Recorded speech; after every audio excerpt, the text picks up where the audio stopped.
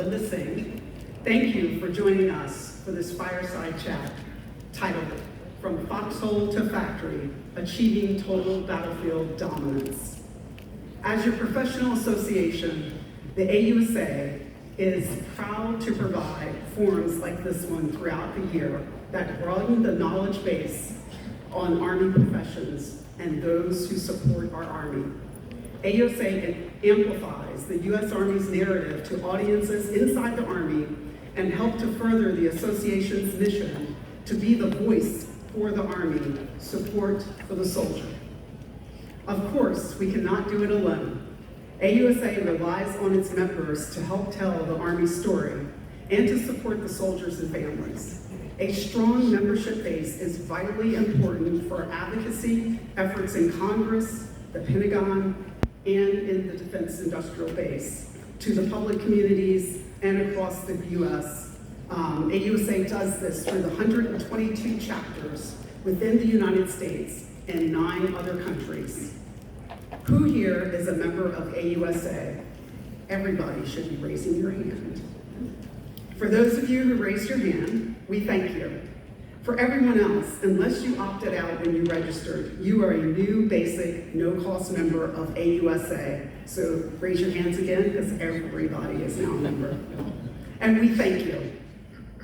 If you're not already a premium member and would like to elevate your member benefits, please visit AUSA Membership Zone located at L Street Bridge near halls D and E.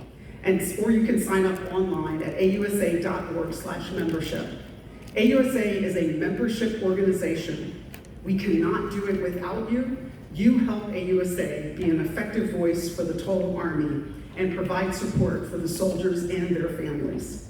On behalf of General Brown, AUSA's President and CEO, and the rest of the AUSA team, the speakers have been given a small token of appreciation for their time. We appreciate you being here today. So now I will turn it over to the moderator, Colin Demarest. Thank you, sir. Thank you. Hey y'all, I'm Colin Demarest. I write Taxpayers Country Defense. It's a weekly newsletter. I write a good bit about the Army. And I'm excited for the conversation today. Next to me and on stage we have Mike Ovidal, the Army Undersecretary. Next to him we have General James Mingus, the Vice Chief of Staff. We have about an hour here today. I have some questions, and then we definitely want some audience questions as well. There should be some QR codes on the chairs. They'll throw up a QR code on the screen as well. Those questions will get routed to my phone somehow through some networking magic, and then we'll get to them near the end.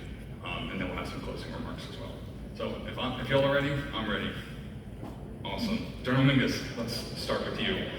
Last year you were quoted about pucks on trucks, and you and I have spoken at length about the Army network and communications. Give us an update. Where does the Army network stand, and how does it affect the individual soldier? Thanks, Colin. Yeah, we did kind of dub that term last year. Joe has now fully embraced it. And I don't want to steal a whole bunch of thunder. I'll talk about Next Gen C2 here for a few minutes, but just as a advertisement, this afternoon there's a panel specific to Next Gen C2, and I would encourage everybody to go see that one, because Pat Ellis and crew, and I think you're on that one too, Joe, aren't you? They're going to give you a deep dive in terms of exactly where we're at.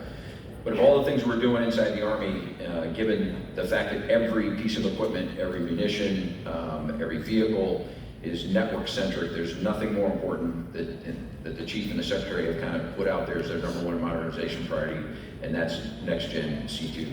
So last year we talked about pucks on trucks. What does that mean? Well, if you look at an average soldier today, from head to toe, and Phil Kinnery is working an initiative called Squad as a System instead of dealing with individual pieces. But the weight that an average soldier carries, an average rifleman, is somewhere between 90 and 100 pounds.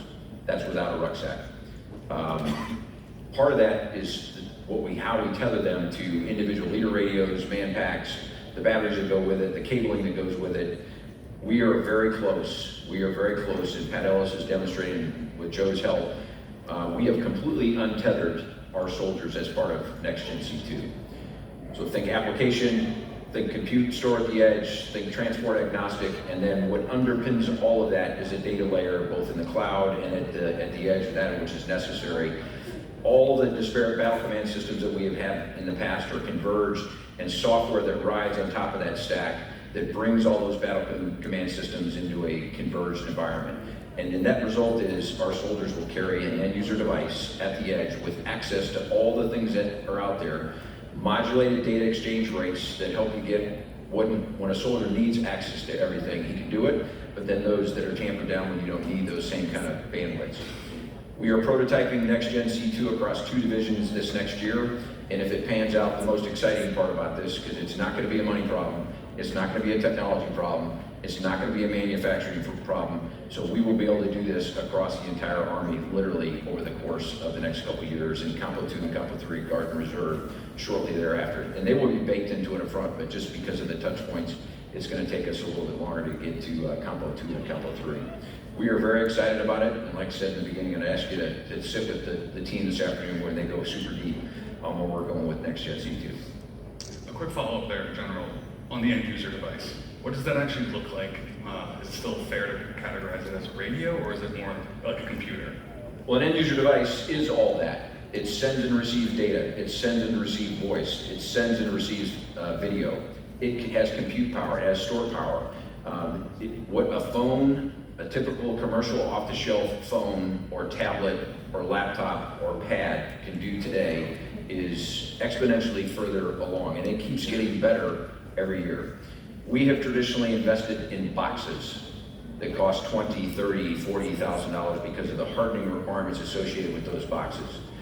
We took a commercial off-the-shelf phone a couple of years ago with the Integrated Tactical Network that's running a lot of the software we're talking about here, and we literally dropped those out of airplanes at 1,000 feet and they survive. And if it does break, that's okay because they're only $400 or $500, we'll go buy another one.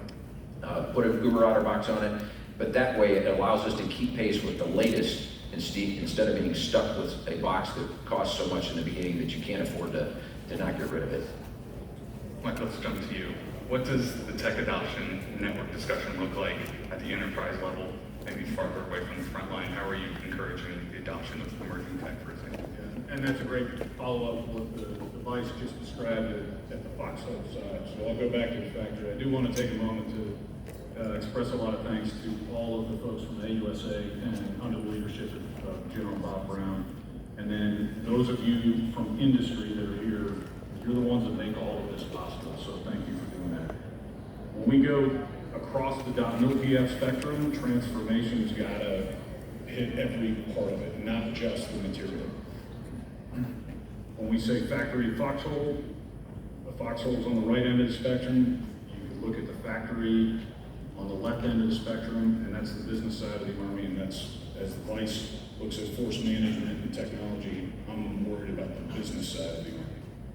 On that far end is really the organic industrial base, and it's 23 plants, depots, arsenals, different things that have been around since World War II that are really strategic depth to the U.S. Army. They do MRO for us and production of a number of munitions and things. But candidly, we have some issues there, so we're modernizing that in addition to the other end of the spectrum, as the Vice just talked about.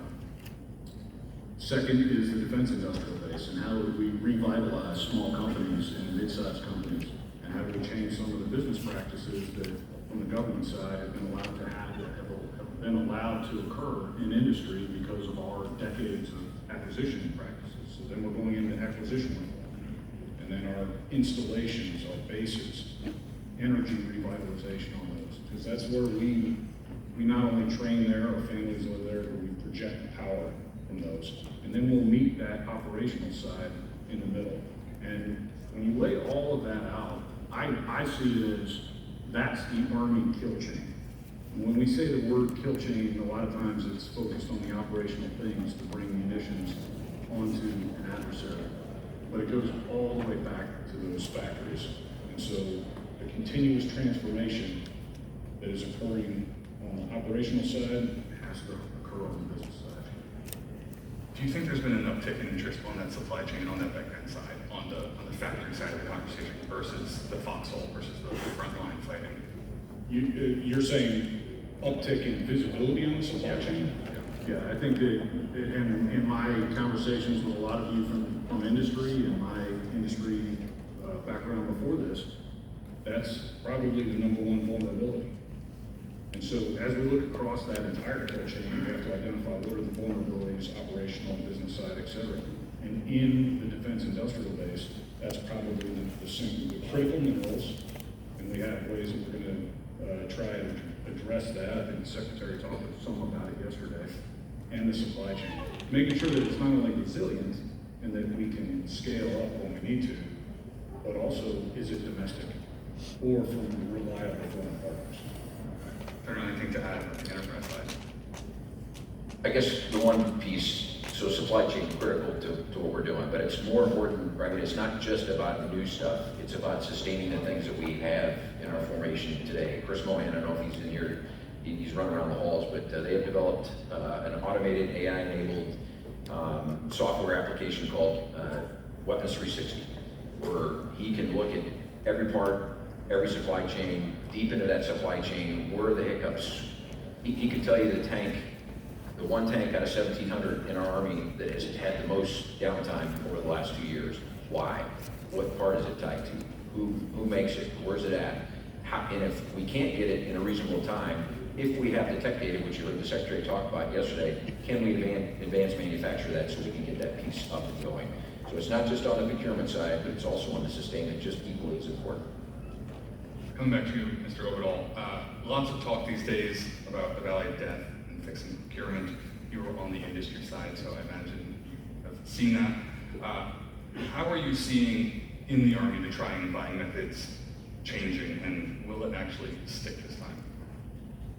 Yeah, I think there's a difference between the years-long development of exquisite weapon systems, aircraft, and vehicles, and some of the more everyday things and smaller items that the Army buys. And in there, we can put those into units like transformation and contact very quickly, allow soldiers to iterate on them, bring them back.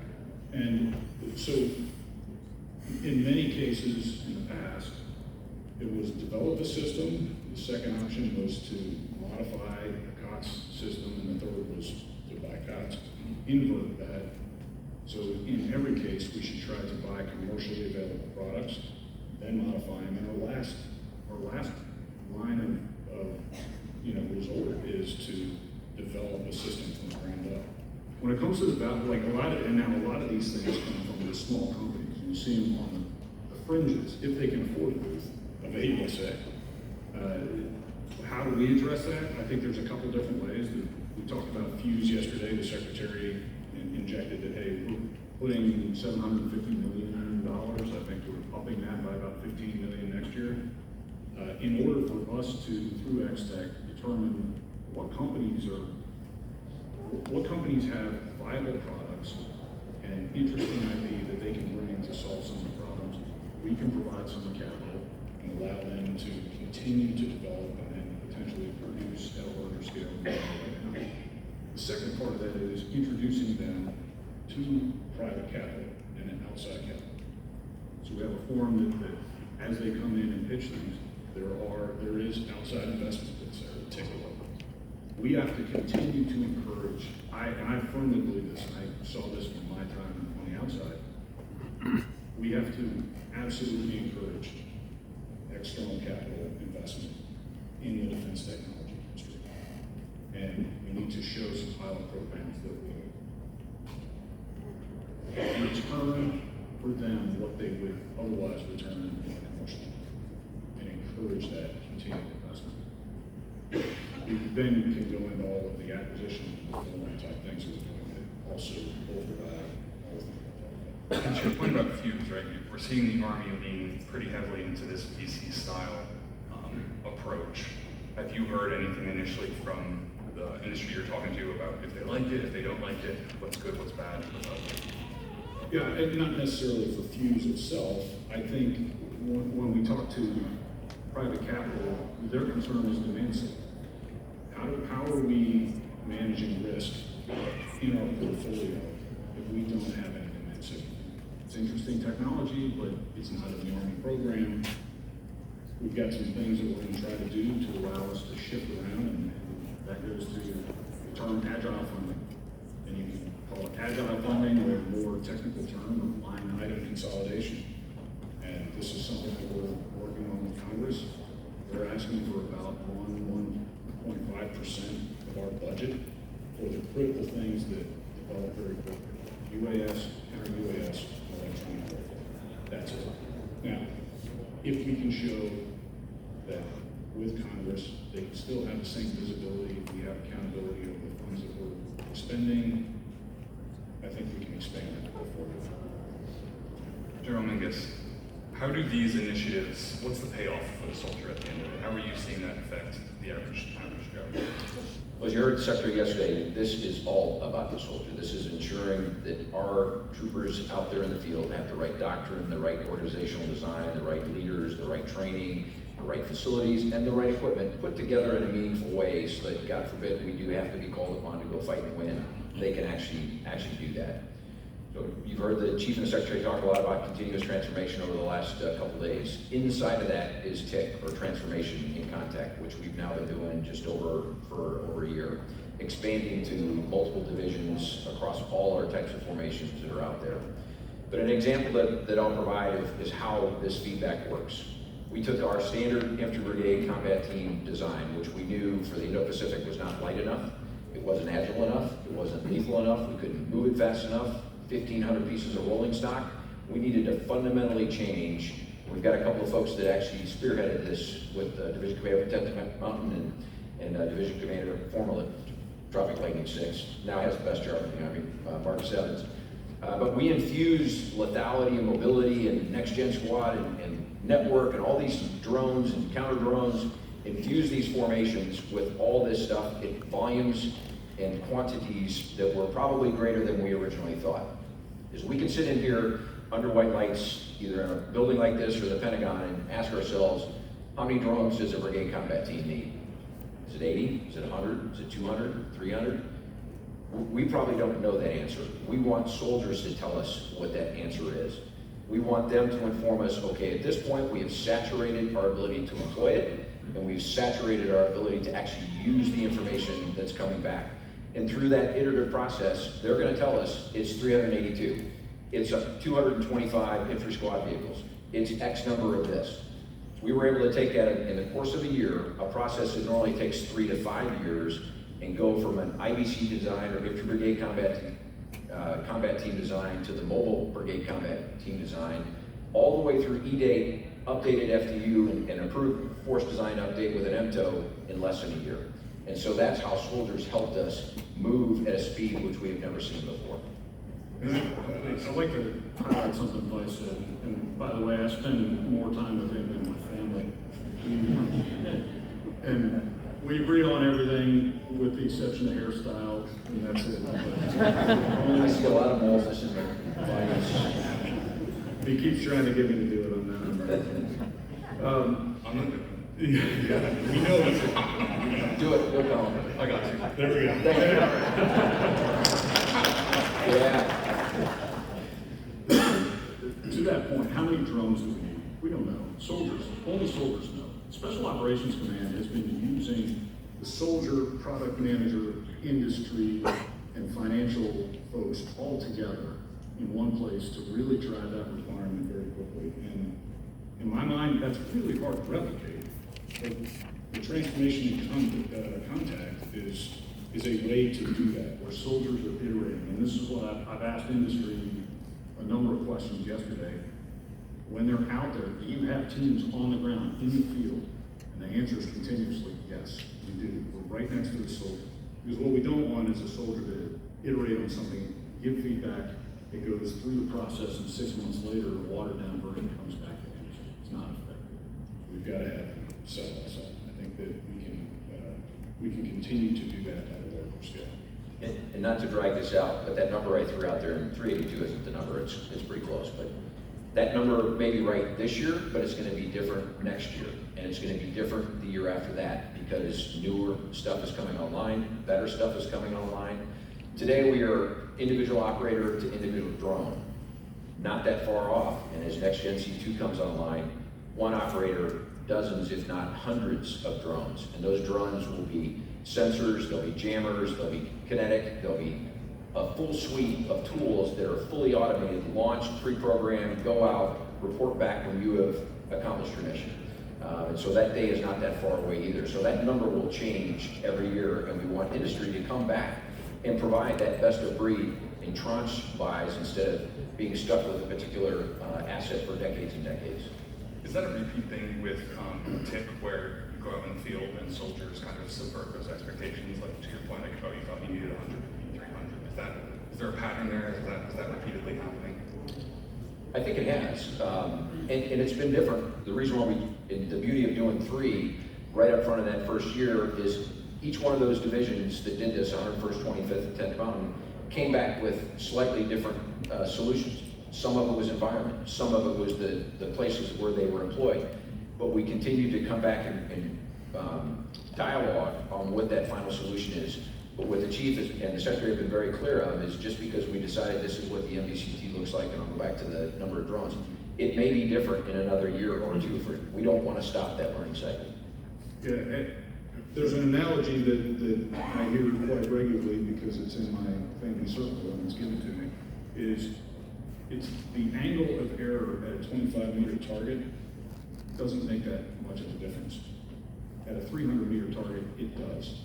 And so if we continuously write programs for years out, we're probably going to be off the mark by the time it gets there. So let's regularly iterate and then change what we're doing as we see the effects. I want to come back to something you said earlier about the OIB. How do you see its status? What's working, what's not, and what investments are being made to bring it out of World War II, right? Yeah, and to be totally straightforward, the OIB is a legacy set of those plants, arsenals, and depots. But it is the strategic debt, and it is an insurance policy for the United States. It works on the Army Working Capital Fund. We have seen 57% drop in direct labor hours over the past 10 or 15 years, and we can't ignore that. We've seen the OIB producing things that we may not use on the battlefield anymore, or that we're 10,000% stockpile. I learned that we're producing 11 different colors of smoke today, which I was in the Army a long time. I didn't know there were more than 3. But we're producing. So when you look at what are the things that we should do, and to go back to the Vice's comments about drones, how many? We don't know, but it's a lot. And it's more than we can produce. I think 90% of the domestic drone market is owned by China. So we can't go to that. So let's create our own domestic drone market. Sky Foundry is one of the first pilot programs that General Chris Mohan and the folks at AMC are driving forward, where we're going to produce the bodies, propellers, all of the things that you can do very easily with additive manufacturing, off-the-shelf parts. The drone body doesn't really matter. The batteries, that technology can continue to improve. We're going to be able to make brushless motors next year, and then we bring industry in a partnership where we can experiment with their software, their payloads. That's what really matters in the drone. It's not the plastic and metal that goes into it. So Sky Foundry is going to allow us to produce. What's the number that we want to get? When we get the first one up, it'll be 10,000 a month, and assuming we get the second one built over the course of the next year plus, it'll be 20,000 a month. How soon is that? Like I said, we'll be at 10,000 a month by this time next year, if not more. So to caveat on that, and if you haven't been on the top floor of AUSA, where the drone net is, there's soldiers flying drones. I would encourage all of you, whether or not you're interested in drones, it's the process that's going on. There's 2 soldiers from the 101st Air, and they've got a board display where they create 3D, or well, really not even 3D printed. They just stamp out and cut out carbon fiber and put COTS parts together for quadcopters that the 101st Airborne is using at the CTCs in their own training areas. They can make about 30 a day. All but 2 of the parts are made domestically. I think the 2 parts are made in Taiwan, and they're already looking at how they source those domestically. And they make them for $750. They're cheap, attritable, and they can change the design today based on the feedback from the 101st Airborne soldiers. And they're in the G32 of the staff. So it's not a huge program of record, but they're producing. And that goes to Sky Foundry. Now let's take that and magnify it. Additionally, they're tied in electronically with the same efforts that are going on 173rd Airborne and in the folks in Germany that was in the article over the weekend. So they have a shared repository of files and CAD drawings and software so that they can continuously iterate throughout the market. It's an informal network that we can capitalize on via OIB. And generally, your thoughts on OIB? So in the grand scheme of things, we're on a path, 15-year, 18 billion. A lot of folks have heard about the modernization plan for our 23 sites across the organic industrial base. Most of that is tied to automation, robotics. How do you have fewer humans doing things that robots can do? Because in years of plenty, you may want to produce a lot, but then because of the human capital associated with it, when you automate and have robotics, your ability to scale up and down is much more flexible. A lot of this is going into the high-tech side. Critical munitions, precision-guided munitions, drones, as Leandro talked about, but let's not forget that in a high-end conflict, when those critical munitions are done, we're back to clubs and spears and old-fashioned, and mass still matters. So one of the other areas that we have invested greatly over the last year plus, at the start of the conflict in Ukraine, the United States military was producing about 14,000 rounds of 155 a month. Ukraine is consuming over 100,000 rounds a month, so 4,000 to 5,000 rounds a day. You do the math. We grossly underestimated in a lot of our plans that are out there the amount of munitions that it's going to take in a high-end fight. So we have rapidly begun to expand 155 and other lower-end munitions to make sure that the scope and scale is there in time of need as well. If I can go, let's level up on the organic industrial base. Vice talked about the investment that we're making in it. Now, how do we go out and make investment in the organic industrial base attractive to private capital? So yesterday, the Secretary with Secretary of the Treasury brought together probably about $1 trillion of portfolio capital and went downstairs in a roundtable. What we did is, previous to that session, we laid out for them, here are these sites, whether it's an installation or part of the OIB, and what are the things that we can do in public-private arrangement, whether that's a partnership or it's an enhanced use lease, if it's manufacturing or energetics. For instance, if you are an energetics manufacturer, there's a lot of capital expense that has to go into building a facility to do that. We have many of these facilities now that are utilized. We can bring together industry and facilities. There's a lot to work through there, but the opportunity we can't pass up. We need to make it, we need to incentivize it. We have other enhanced use leases, whether that's data centers or warehousing, logistics management, across the millions and millions of acres that exist in the network. And so these are things that we're starting to unpack with private industry that we can bring into the OIB to help revitalize it, in addition to some of the things that OIB's doing as well. So that's a really interesting conversation, right? You're bringing in Scott Bessent, you're bringing in the Treasury. I guess the first question is, why? And then why would private industry buy in? Why should they like that? Yeah, so Treasury is important because of the arrangements that may get put into place between if we invest, they invest, how is that managed, navigating the legal aspects of that. That's what Treasury is, critical to that. The other thing that I would offer when most commercial companies are out there that want to stand up a site, a manufacturing site, a storage site, a distribution site, they need land, they need power, they need security. All those things, given the excess capacity that we have across our 23 sites, are very attractive. Chris has been working with about 65 different commercial entities out there, and we think that we're going to have some very attractive partners that want it. And the benefit to us, going to the data center example, build a data center on Pick a Place, they don't pay rent, but maybe we have access to 20% of the compute store inside that data center for the Army and for the Department of War. Yeah, and in-kind payments are something that could incentivize. So you have a data center that services a certain part of the commercial industry, and we're allowed to have a portion of that for military use. Critical mineral processing, and this is one that's being talked about a little bit this week, which is all of us, I think, are aware of the rare earth mineral problems, whether it's mining or it's processing. Are those things that we can do that would not only benefit the U.S. economy, but also benefit directly to us from a raw materials standpoint? And to get back to your point about transformation, I know this is a little hard to, I wanted to ask this question.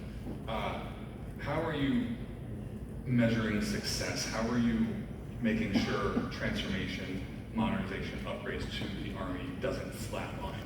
How are you holding yourself to account to that? Yeah, we don't want to get ahead of the Office of Secretary of War. They are putting out what is their acquisition modernization plan here, probably early November. We have a lot of things that are going to be nested under that are going to essentially hold officials accountable for the requirements building, experimentation, prototyping, acquisition, sustainment. They're going to have metrics. Joe Welsh is going to have metrics. Sorry, Joe. And he's the right guy for it. So we're going to hold Joe accountable for certain metrics specific to, say, Next Gen C2. I think if you scale back from that too, what the Secretary and the Chief are trying to do is we're trying to change processes, we're trying to change organizationally, and we're trying to change culture. Normally when you make a big change, you might pick one or two of those, but in this case, they're really trying to get after all three. But process, how many here went to Army Command and General Staff College? Raise your hand if you did. Remember that terrible class you took called How the Army Runs? How much of it do you remember? Like none. I know I flunked it immediately upon graduation. So I became a one-star and realized that shit was really important. I wish I would have paid attention. There's a book for How the Army Runs. It's about this thing. When we split TRADOC and Army Futures Command, we didn't change how the Army runs. It's incredibly complicated. It's cumbersome. It's not intuitive. And it runs the gambit from future OE to concepts to little requirements to big requirements to modeling and simulation and experimentation, refined requirements, hard R's, then updates to doctrine, back to the .NPF. Maybe it's a material solution, then we have the life cycle sustainment, and then eventually there's the sunset. And there's literally dozens and dozens of little micro cylinders inside of each one of those of force design, force development, and force employment. Nobody in the Army, other than maybe a handful, understand how that whole process works, beginning to end. And when you don't understand something, when it's not intuitive, when it's not simple, then you are wed to a process. And we wake up one day and we realize, why are we not fast? Why are we not agile? Because the broader how the Army runs needs to be completely revamped. So we took one of the smartest people we have in the Army, Major General Brett Sylvia, who said, hey, you thought you were going to go do something fun. Guess what? We're going to put you in charge of this OPT called How the Army Runs, and you are going to fix it.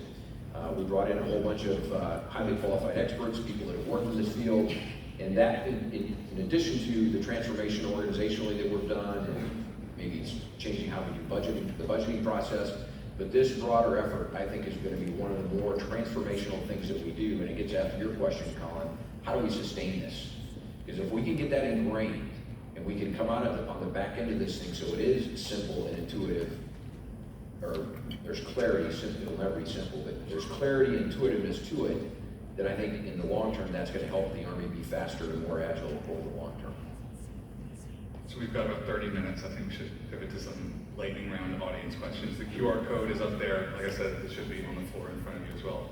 They have arrived at my phone, and I'm going to go through this list real quick. I think this one is for you, General Mingus. As we push for total dominance, how is the Army investing in the human side of modernization, ensuring soldiers are mentally and physically prepared to operate advanced data-driven systems in complex environments? On the physical side, we had a panel last year. There's a corner this year. Holistic health and fitness is still here. It's still going. It's still an Army program. We are moving as fast as we can to field that to the entire Army. Things mind, body, soul, sleep, nutrition. The days of 5-mile run, push-up set of improvement, and road march every Thursday, those days are gone. We want our kids not to be able to just get to the fight. We want to be able to win the fight, and we want to be able to get home from the fight. We want them to be stronger, more lethal than their adversary. And when you're talking about the adversary we're talking about, we may have gotten away with less than when you're fighting a squad of Taliban, but it's different when you're fighting a squad of the future. And we want our kids to be absolutely as strong and mentally acute as they can be. So there's the physical. We're at 71 of 91 brigades. We'll be at 111 by the end of this next year, and the entire Army very shortly thereafter, doing 4 different pilots across in the Guard and 4 in the Reserve. They're a little bit different. When you have them 2 days a month, that's great, but what do you do the other 29 days of the month? And so John Stubbs and Bob Harder are doing a couple of pilots on Compo 2, Compo 3 on what is holistic health and fitness for the Guard and Reserve. Leaders and training. The Chief and Secretary talk all the time about people skills. We cannot underestimate our soldiers of the future are still going to have to be physically fit, tactically sound, masters of the basics and the fundamentals on how to shoot, move, communicate, protect, and sustain. That can never go away, but the integration of all this technology, their job's way harder than it was when Private Mingus came in the Army 44 years ago, because of all the other stuff that is coming in to our formations. So data-centric, technologically savvy, how do they bring all this stuff in? Because all the things we talked about, it's not gonna be something new every 10 years, it's something new every year. How can they integrate that in a rapid fashion so you still have a cohesive team that can go out there and fight and win? And so people skills, some need to be at a higher level than others, but there needs to be a rudimentary understanding of this baseline tech in every soldier that we have out there.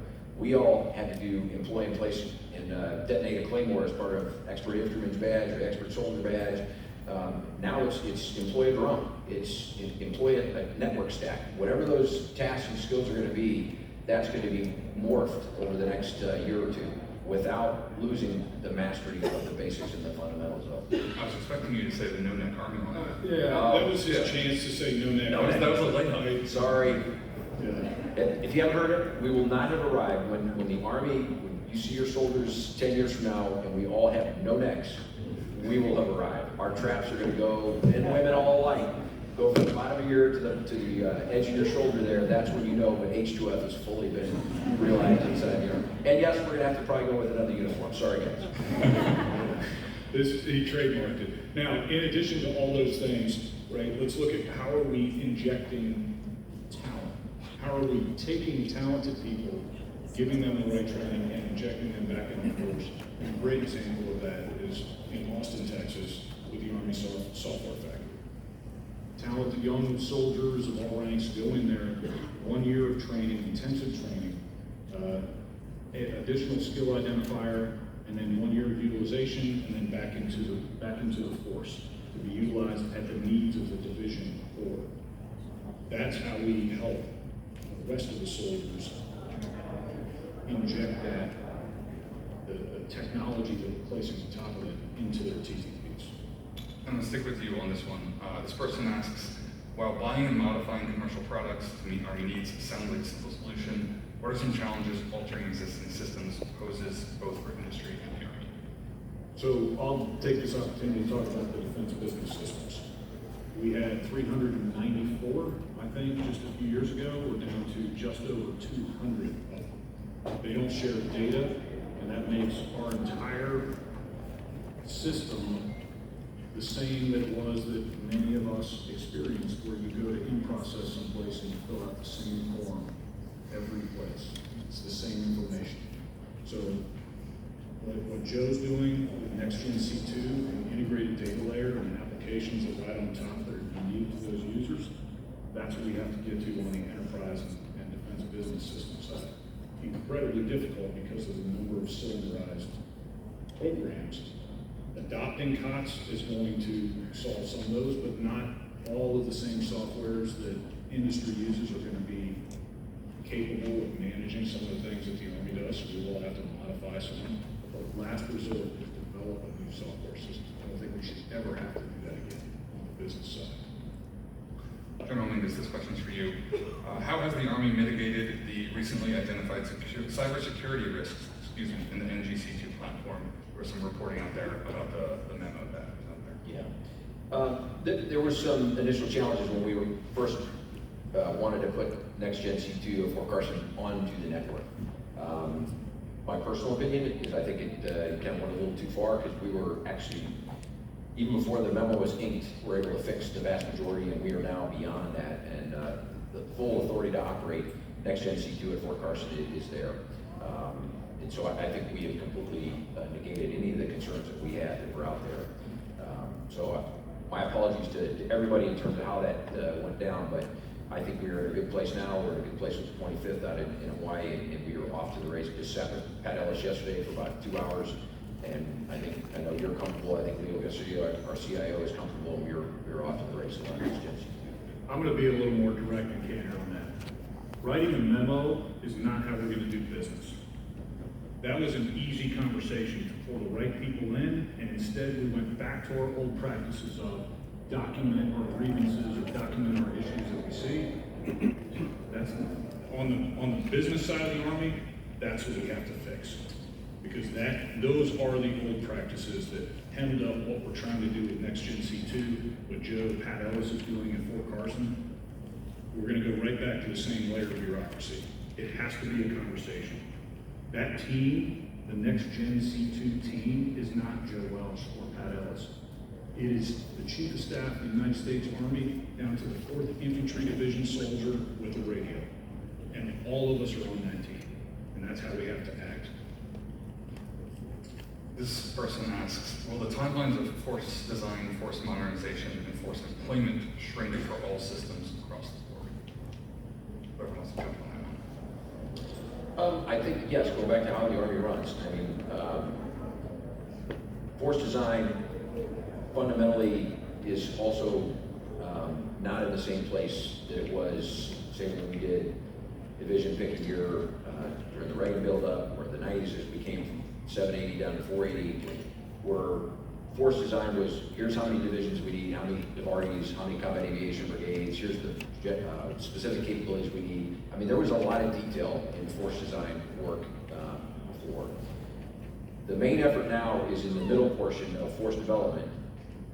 The budgeting cycle that goes with it, the agile funding that the Undersecretary talked about to make sure that inside of a budget cycle, you've got the ability, year of execution, to move stuff around, so that ultimately you can put stuff in the hands of soldiers at a much more rapid rate than we have.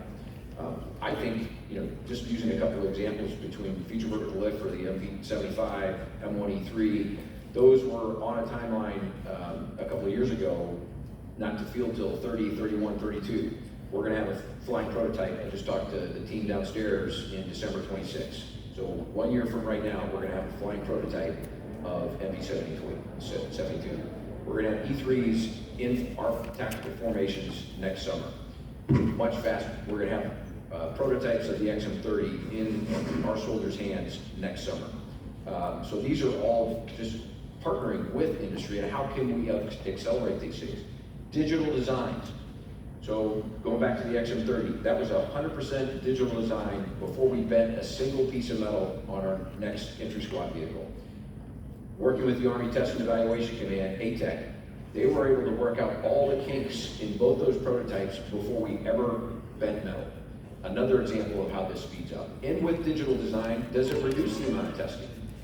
When you're talking critical munitions, PRISM, which is our next family of long-range precision fires, the modeling between the digital design and the simulation and the actual live fire was a deviation of less than 1%.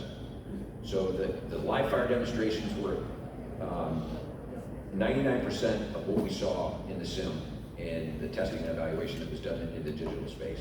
Another example of how we're going to be able to speed this up.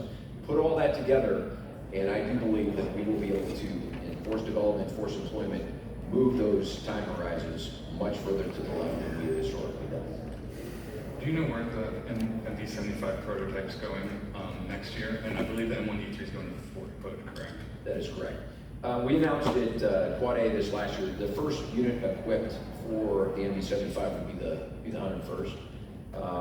Whether it will be that flying prototype, because anything that flies, you probably want test pilots flying that thing initially, vice traditional, so it's not going to be the first flying frame that goes in, but the first unit equipped will be the 101st. I'm gonna stick with you, General. This person asks, as Congress goes into joint conferences for the NDAA and appropriations in the near future, you'll be discussing agile funding and consolidated budget lines for the DoD. It's a two-part question. Can you provide some of your thoughts on how this enables the Army to rapidly deploy and assess technologies at the pace needed in future wars? And who wins this weekend, Tennessee or Alabama? Rodney, where are you at?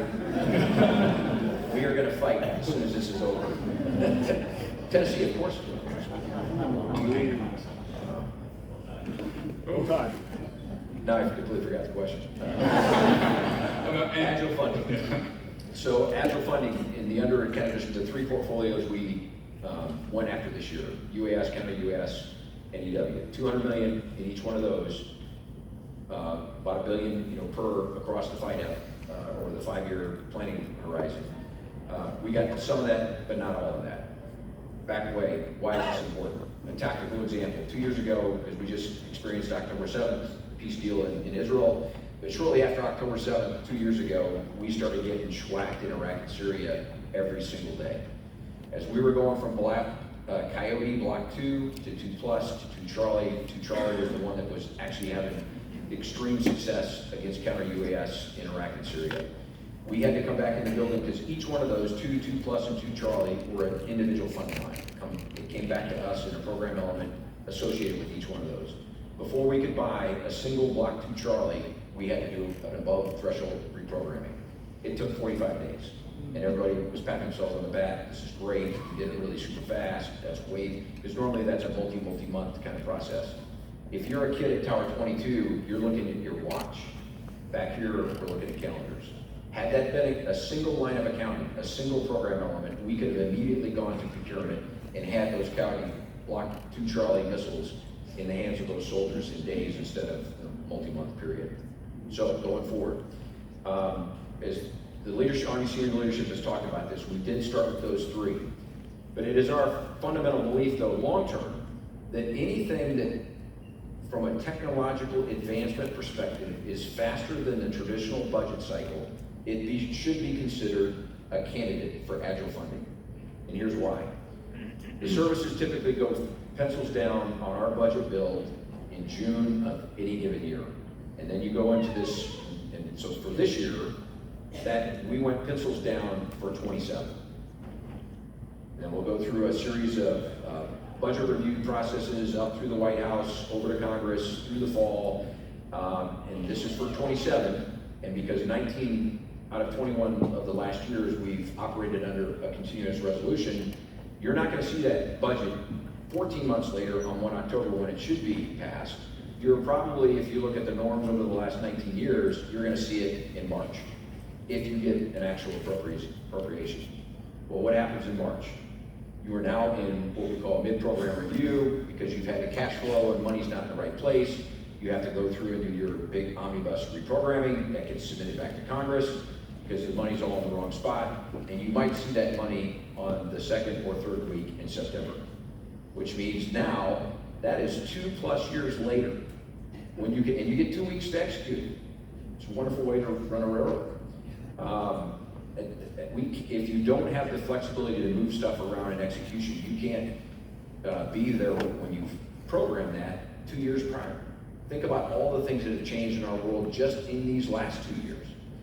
So that's why this flexible funding, agile funding, PE compression, budget line item compression is so important, not just to the Army, but the entire department. If I can expand on that, the relationship with Congress, and the Vice and I are going to spend some time with congressional reps and PSMs later today, is getting them to understand that they will maintain the visibility on this. Because at the end of the day, that's their big concern. They're responsible to oversee the budget, and we can't ignore that. So how do we do that? Well, number one is we have to, I can't explain the problem as eloquently as the Vice just did, but we're really good at fielding capability, and immediately the adversary responds. It counters. Now we have to have a response. I don't know that we plan for that response when we field the capability, because we have to wait for what the countermeasure is. If you look at Ukraine, and I take select lessons away from Ukraine, I don't think it's holistically across our army, but one-way attack drones. The counter was electronic warfare jamming. The response, very quickly, fiber optic cables. And so if you look at the pictures of the battlefield, it's just a stream of fiber optic cables. How do you counter that? Well, very rapidly, the Ukrainians came up with a simple system of a car battery, a motor, and barbed wire that spins. As the cable lays across it, it winds it up and it breaks it. That was done in a matter of days to counter the problem. I don't know that we would have a response to that in even weeks. And so it's not about the low-tech solution. And those are our soldiers, frankly, that go out there and figure those things out. It's about explaining to Congress that we have to not only field, but be prepared to respond to the counter. And this is with exquisite weapon systems, that cycle may take years. With other things, it may take months. But with some of the things that our soldiers are going to face on the battlefield, it has to be days or, to the Vice's point, even hours. What's the lesson we shouldn't take from Ukraine? We are a maneuver warfare army. Combined arms, and every link in that chain is complementary and relies on the other links in that chain to form one force. What we're watching in Ukraine is positional warfare, and if we as a nation are fighting positional warfare, we've already lost. So a lot of the things that you see, people say, well, the tank is irrelevant because of FPV drones. Yeah, when it's sitting static for days at a time, it is one. But in our army, it's part of a combined armed structure that has multiple ways to address the adversary and to maneuver. And I would offer in a joint environment as well. The traditional roles, the land force, the maritime force, the air force, air superiority for the air, maritime superiority for the maritime forces, and be obviously land. A lot of people use the term cross-domain maneuver, all-domain maneuver, but at the end of the day, there are going to be things that the land force can do to help the maritime force by holding maritime targets or this, holding air targets or this. The Air Force is going to have to do things to open up windows for the land force to move, same thing on the maritime. And so the traditional roles, even across joint, combined, all-domain maneuver is not gone, but the methods, the means in which we deliver to support that joint force is going to morph over the coming years. I think we have time for about 2 questions. This audience member asks, what reforms are being made to the sometimes lengthy ATO process to allow for faster iterations and then deployment of software? I'll talk about ATO very quickly. I'm by no means a cybersecurity expert, so bear with me. I think that what we have to do is look at when we generate security requirements for software, are we looking at industry that has very similar requirements? So take the international banking industry, I think they're attacked about 20,000 times an hour.